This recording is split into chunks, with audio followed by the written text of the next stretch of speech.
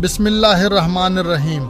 मदायन का इलाका हिजाज और शाम के दरमियान था। आज के सऊदी अरबिया और जॉर्डन के करीब ये लोग तिजारत करते थे, कारवा गुजरते थे और इनके बाज़ार बहुत मशहूर थे। लेकिन उनकी कामयाबी के पीछे एक काला राज था। वो नाप तोल में कमी करते थे, तराजू हल्का कर देते, लोगों का माल सस्ता खरीद कर महंगा बेचते। और सिर्फ यही नहीं, बूत परस्ती भी आम थी। अल्लाह ने उनकी इस्लाह के लिए शुएब अलैहिस्सलाम को भेजा। हज़रत शुएब अलैहिस्सलाम ने उनको सबसे पहले तौहीद की दवात दी। उन्होंने फरमाया, नाप और तोल पूरा करो, लोगों का हक मत मारो, ज़मीन में फसाद न फैलाओ।